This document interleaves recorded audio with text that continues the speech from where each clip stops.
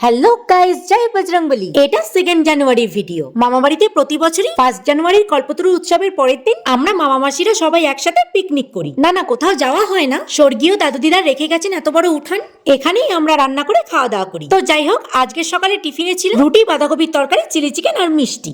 এরপর টিফিন খেয়ে কেউ রসুন ছোলার কাজে, কেউ পেঁয়াজ কাটার কাজে, কেউ মাংস ধোয়ার কাজে, কেউ আবার রান্নার কাজে লেগে পড়েছে।